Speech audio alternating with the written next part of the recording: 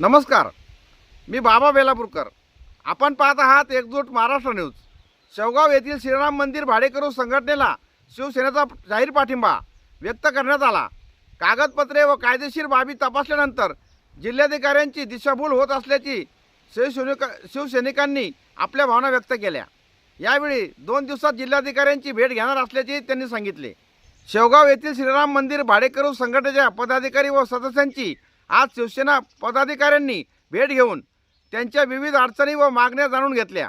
सदर प्रकरणातील उपलब्ध कागदपत्रे, कायदे व नियम यांचा प्राथमिक आढावा घेतल्यानंतर भाडेकरू संघटनेची बाजू कायदेशीर तसेच धार्मिक दृष्टिकोनातून योग्य असल्याचे प्रथमदर्शनी दिसून येत आहे. त्यामुळे शिवसेनेच्या वतीने त्यांच्या न्याय व लढ्याला ठाम पाठिंबा जाहीर करण्यात आला.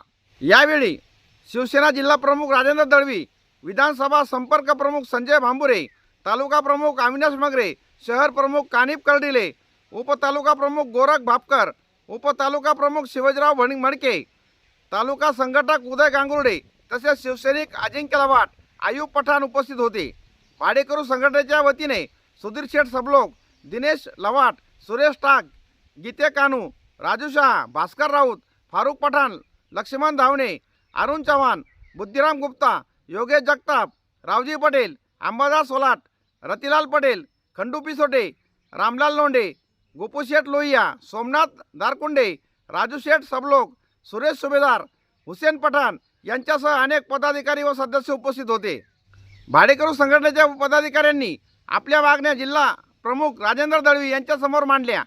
या प्रश्नाची गंभीरता लक्षात घेऊन येत्या 2 दिवसात जिल्हाधिकारी साहेबांची भेट घेऊन संपूर्ण वस्तुस्थिती त्यांच्या निदर्शनास आणून देत प्रश्न कायदेशीर व प्रशासकीय पातळीवर मार्गी लावण्याचा प्रयत्न करण्यात येईल असे आश्वासन जिल्हा प्रमुख राजेंद्र दळवी यांनी दिले.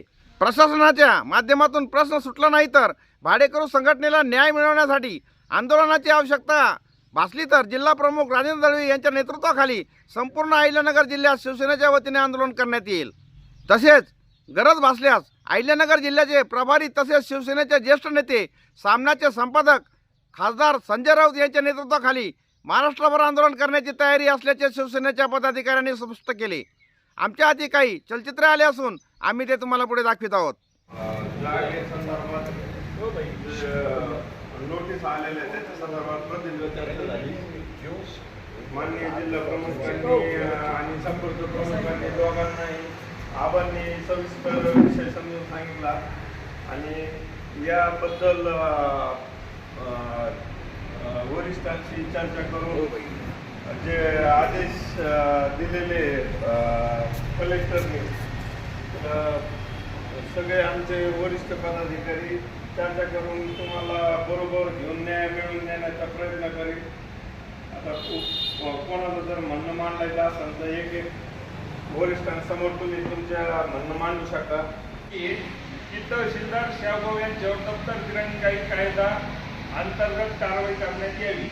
पण जर याच्या तक्रारीच्या ह्या तक्रारीला जर हजारो लोकांना तुम्ही बेघर करताय याला महत्त्व देत नाही, मग तहसीलदारांवर विरुद्ध जी तक्रार आहे त्याच्यावर काय ॲक्शन घेतली जात नाही. म्हणजे सुईसुईनी हा विषय हाताळण्याचा प्रयत्न आहे. आणि त्याच्यानंतर हे जे याच्यात पहिले तक्रारदार आहे, हे जे तक्रारीच्या अहवाल याचा जोडलेला आहे, ह्या तक्रारीच्या अहवालामध्ये पहिला तक्रारदार हे सय्यद आयुब बशीर यांच्या तक्रारी सुरू झाली. तर त्यामध्ये महत्त्वाची जे आपल्याला कायदेशीर पाठी राहिली तर हे आपल्याकडे 2021 नगरविकास विभागाचे जे आपलं वन परीक्षा 2021 अध्यादेश 1 जून ते 30 सप्टेंबर महाराष्ट्र राज्यात कुठल्याही शासकीय निमशासकीय किंवा खाजगी जागेत अतिक्रमण अनधिकृत बांधकाम हे काढायची मोहीम पावसाळ्यात घेतली नाही. कारण की माणसाकडून एक चूक झाली असली तरी पावसाळ्यात कोणाला बेघर करू नका, जगण्याचा सगळ्यांना अधिकार आहे. ही एक कोर्ट आहे. त्याच्यानंतर सुप्रीम कोर्टाचा जो आदेश आपल्या भारतीय राज्यघटनेमध्ये कलम 348 आर्टिकल 348 तो सांगतो की कुठल्याही कायद्यामध्ये मराठीत असो, हिंदीत असो, उर्दू असो, तेलुगू असो, तमिळ असो, इंग्लिश हा शेवटचा भाषा म्हणून इंग्लिशमध्ये जो अर्थ असेल तो धरला जातो. तर 181 आणि 189 याचा जो उल्लेख नाही का शिव मॅडमनी त्यांच्या नोटिशीत केलेला आहे, तर ते मी वाचून दाखवतो. 181 मध्ये त्यांनी काय सांगितलेलं आहे, the provision of this section shall apply to any place or open place where illegal excavation is working. म्हणजे इलिगल एक्सकेवेशन म्हणजे तिथं गावकडी किंवा नैसर्गिक संसाधनाचा जर काढून विक्री होत असेल तर तिथं 181 लागू होतो. म्हणून 181 ते कोणीच बसत नाही. त्यानंतर त्यांनी जो 189 कायदा ते सांगताय की आम्ही पाडू शकतो. तर 189 नुसार जेवढा बांधकामात अनधिकृत आहे, म्हणजे समजा या खाद्याच्या भिंतीमुळे जर रस्ता अडवत असेल, पाणी अडत असेल, या खाद्याचे 24 तास वैयक्तिक मानसिक स्वार्थ तंत्रात जर धोका निर्माण होत असेल तर 181 तेवढेच फक्त पालिकेला पाडायचे अधिकार आहे. त्याच्या पुढं त्यांनी असं सांगितलेले 181 मध्ये 181 त्यांनी दिलेला आहे, ही जी कुठलीही घटना असेल the stop the construction already made and if it is not to be done the search work shall be dragged to the court. म्हणजे कोर्टाच्या आदेशाशिवाय कोणालाही या देशामध्ये पाडण्याचा या महाराष्ट्राच्या तरी ह्या कायद्याअंतर्गत की pulling down shall be punished the court convicting such person. म्हणजे जर कोर्टाने आदेश दिला, कोर्ट म्हणलं पाडा तरच पाडायचा अधिकारी. त्याच्यात पुढे तुम्ही 189 मध्ये असं सांगितलेले आहे की whoever unlawfully constructs or reconstructs any building or part of the building on his land without obtaining permission under this act or any other law for the time being in force or in contravention of any condition attached to such permission shall be liable to pay every year a penalty which shall be equal to twice the property tax leviable on such building so long as it remains as unlawful construction without prejudice to any proceedings which may be instituted against in respect of such unlawful construction. म्हणजे काय, जर एखाद्याकडे बांधकाम परवानगी तो बांधकाम करून जर एखाद्या जागेचा उपयोग घेत असेल तर तो बांधकाम परवानगी त्याची मिळेपर्यंत पालिकेला फक्त एवढा अधिकार आहे की जी त्याला पट्टी येते ती पट्टी प्लस तेवढीच पट्टी दंड म्हणून दरवर्षी त्याच्याकडून आकारण्यात येईल. पण 189 खाली पुढेही तुम्हाला सर्व संपूर्ण निष्कासित करण्याचे अधिकार नाही आहेत. आणि त्याच कलमानुसार जर चाललं म्हणलं तर त्याच घटनेत MRPT 193 कलम असं सांगतो, ज्याच्याकडे बांधकाम परवानगी पण त्यांनी कम्प्लिशनचा दाखला जर पालिकेत सादर केलेला नाही, ऑक्युपन्सी सर्टिफिकेट काढलेलं नाही, तर विदाऊट ऑक्युपन्सी सर्टिफिकेट तुम्हाला तुमच्या इमारतीत राहता येणार नाही.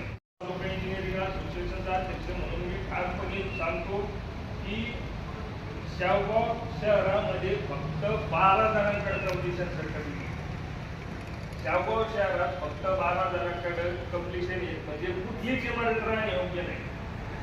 मग पालिका त्यांच्यावर कारवाई करणारी का? म्हणजे कुठंतरी आकसबुद्धीने किंवा वेगवेगळ्या, आज जर बघितलं पालिकेसाठी गहन प्रश्न, तुम्ही एक जणाची तक्रार हे करतात. इथं माझ्याकडे मी काही कात्रण कायदे आणलेली पुण्यनगरीची बातमी साहेब, शाहगाव ते सालवडगाव रस्त्यावर एक माणसाचा कापला आहे, 6 वर्ष झाली, पालिका याच्यावर काही करायला तयार नाही. म्हणजे इथं सरकारी खर्च झालेले रस्ते गिळणे सोपं आहे, पण तुम्ही स्वतःचे धंदे टाकून व्यवसाय करणं हा गुन्हा झालेला आहे. तिकडे शासन सांगतं परदेशी गुंतवणूक आली पाहिजे, परराज्यातली गुंतवणूक, अरे पण मग महाराष्ट्रातले हे सर्वसामान्य वेगवेगळ्या जातीचे होऊन दे ना, व्यवसाय करून राहिले, घर करून राहू राहिले, कोणाला त्रास थोडी देऊ राहिले, ती दंगली थोडी घडू राहिले. त्या सगळ्या गोष्टीनंतर जो सय्यद आयुब बशीर जो आहे तक्रारदार, त्याच्या विरुद्ध हे सन्माननीय हायकोर्टाने काढलेले आदेश आहे. यामध्ये त्यांनी सांगितलेलं आहे, जो माणूस ट्रस्टशी कुठल्याही प्रकारे संबंधित नाही त्या माणसाला ट्रस्टच्या कारभारावर आक्षेप घ्यायचा, अर्ज द्यायचा अधिकार नाही. त्यासाठी त्यांच्याकडून 25,000 रुपये जो डिपॉझिट घेतला होता त्याच्यातले 10,000 रुपये कापून घेतलेले दंड म्हणून. त्याच्यात कोर्टाने असं या ऑर्डरमध्ये दिलेलं आहे की 25,000 घ्यायला पाहिजे, पण वकिलाचं म्हणणं एवढा गरीब माणूस आहे, म्हणून याला निम्मे पैसे आणि रिटर्न देऊ लागले. तर त्या अनुषंगाने आणि ह्या युनुस बशीर सय्यदची जो नगर परिषदेचे खोटे उतारे तयार करतोय, याच्यावर नगर परिषदेने गुन्हा केला पाहिजे. कारण की हे तिने बनवण्याला उतारा आणि त्या उतारा संदर्भात ज्यावेळेस आमचे एक भाडेकरू परिषदेत त्यांची माहिती अधिकार टाकला तर परिषदेने सांगितलं हा उतारा खोटा आहे. मग खोटे उतारे तयार करणाऱ्यावर काय चौकशी केली, कुठला गुन्हा दाखल केला. त्याचप्रमाणे इतका धाक आणि दडपशाही दोन नवीन आलेल्या राजकीय ट्रस्टींकडून टाकली जाते हे लोकमत पुण्यनगरी या पेपरचे कात्र नाही की ह्या भाडेकरूंपैकी एक बडे भाई पटेल म्हणजे 70 वर्ष झाली इथं राहत आहे. तर जसं त्या खाद्याने आत्महत्या केली तर आत्महत्येचं पुरावा केलं असं म्हटलं जातं. तर या खाद्याच्या दबावामुळे जर 1,000 रुपये विचारायच्या धक्क्याने जात असेल तर ट्रस्टीवर काय ऍक्शन घेतली नाही. त्याचप्रमाणे आता यांचे गुप्ता म्हणून यांचा 86 सालाच्या कराराची कलर झेरॉक्स. त्याचप्रमाणे सुप्रीम कोर्ट ऑफ इंडियाने गेल्या वर्षी एक आदेश काढलेला आहे 2024 साली. तर आता मी जास्त वेळ घेणार नाही. त्याच्यामध्ये त्यांनी बरेचसे मुद्दे सांगितलेले आहेत. त्यामध्ये पॅराग्राफ 90 नंबर 79 मध्ये त्यांनी स्पष्ट सांगितलेलं आहे भूषंगवळी जे माजी सरन्यायाधीश त्यांचा हा निर्णय. It is difficult to believe that only a single construction belonging to accused is unauthorised construction whereas all other constructions in the vicinity are legal and authorized as per law.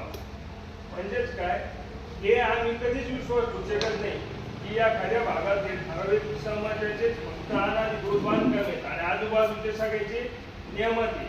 मग तुम्ही जर ते पाडित असताल तर तुम्हाला सगळ्यांना सारखं करावं लागेल. आणि शेवटी त्यांनी जी ऑर्डर प्रायव्हेट केलेली डायरेक्शनमध्ये त्याच्यात त्यांनी स्पष्ट सांगितलेलं आहे Everyone should not fall on the authorities if they hold their hands for some period. जर अधिकाऱ्यांनी लोकांना वेळ दिला तर हा भाग कोसळणार नाही. त्यात त्यांनी असं सुद्धा सांगितलेलं आहे जर या खाद्याचं अतिक्रमण असेल तर पर्सनल प्रत्येकाची हिअरिंग घ्या, त्याला नोटीस द्या, त्याला कोर्टात जाण्याची वेळ द्या आणि कोर्टाच्या ऑर्डर मिळाल्यानंतरच तुम्ही अतिक्रमण काढायची मोहीम घ्या. तर त्या अनुषंगाने जी मुख्याधिकाऱ्यांनी नोटीस सगळ्यांना दिली ती अनाधिकृत आणि त्याप्रमाणे शेतकऱ्यांचे रस्ते अडवल्याला तुम्ही आभय देतात आणि व्यापाऱ्यांना हलवतात. तरी आज कुठंतरी शेवगाव शहरात किंवा तालुक्याचं फोटो सांगितलं ना गेट काढलं आणि गेट काढलंच नाही आम्हाला पत्र दिलं गेट काढलं आणि गेट फोटो दिला गेट कधी नमून दिला फोटो काढला केंद्र असता तुला केला कलेक्टर साहेबाला अहवाल दिला आणि आज मी उकळून टाकलं की वाटले तुम्ही परत पैसे नाही काढलंच नाही फक्त उघडं केलं होतं. आणि आज मग कलेक्टर साहेबांना विनंती का तुम्ही यांच्या रोडवर आम्हाला गाडी घालून दाखवा. जर पालिकेने विनंती की आपण तर हा प्रश्न कलेक्टरकडे उद्या मांडणार आहोत पण वरती वरिष्ठ पातळीवरून सुद्धा यायला पाहिजे. म्हणजे एक कायम स्वरूपचा दिलासा मिळाला पाहिजे. आता हे सगळे ज्येष्ठ नागरिक यांच्यात बरेचसे बीपी शुगरवाले तर या खाद्या दिवशी या नोटीसच्या टेन्शनमध्ये जर एखाद्याच कमी जास्त झालं तर माणसाची जिंदगीपेक्षा म्हणून हे जे नाही का मोघम तक्रार करणारे ट्रस्ट आणि भाडेकरू यांच्या तक्रारी कन्सिडरेशनमध्ये घ्यावं आणि यांच्यावर खंडणीचे गुन्हे दाखल करून यांच्यावर गुन्हे दाखल झाले पाहिजे. एक विनंती सावकाराच्या वतीने आम्ही तुम्हाला. तुर्तास एवढेच. भेटूया पुढच्या बातमीपत्रात. जय हिंद, जय महाराष्ट्र.